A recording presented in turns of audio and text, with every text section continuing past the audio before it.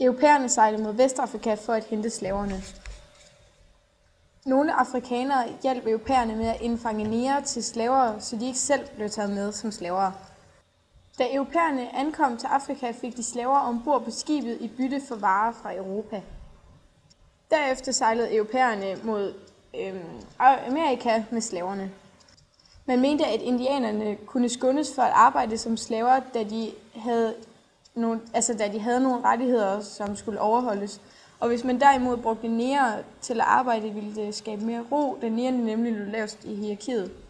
Derudover var negre mere modstandsdygtige over for europæiske sygdomme, hvor de så ville kunne holde sig længere.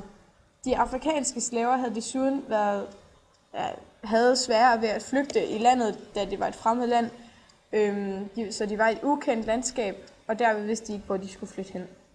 Købmændene var ansvarlige for trekantshandlen og anså selvfølgelig slaverne som handelsobjekter, og havde derfor interesse i at få så mange ombord som muligt, da dette var en stor produktionsfaktor i Amerika.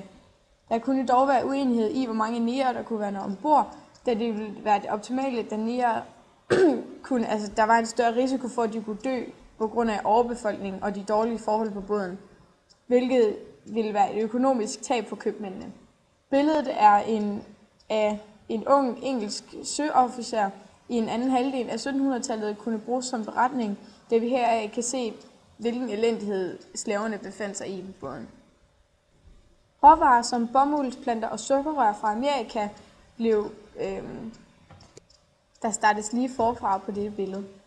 Råvarer som bomuldsplanter og sukkerrør fra Amerika i Karibien blev transporteret til Europa, hvor de derefter blev bearbejdet i Europa. Efterfølgende sejlede europæerne hjem igen med råvarerne. Derved så blev trekantshandlen dannet. De mange råvarer fra Amerika, som skulle bearbejdes i Europa, gav en høj industriel produktion, som gav god økonomisk vækst. Fængslerne i Europa blev inspireret af brugen af negre som arbejdskraften, hvor fængslerne ville bruge de indsatte fanger i Europa til at bearbejde råvarerne fra Amerika. Dette var en rigtig god idé, det også gav en gratis arbejdskraft for samfundet. Det her billede illustrerer et engelsk samfund, som brugte fangerne til at arbejde. Det viser også, at de engelske fængsler havde bedre vilkår for fangerne, end hvad negerne havde i Amerika som slaver. Råvarerne blev pakket i Amerika, hvor slaverne blev brugt som arbejdskraft.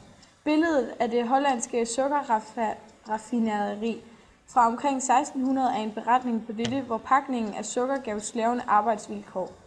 Og på grund af den gratis arbejdskraft fra raffinaderiet indhaverne en stor økonomisk fortjeneste. Det gav en stor økonomisk fortjeneste.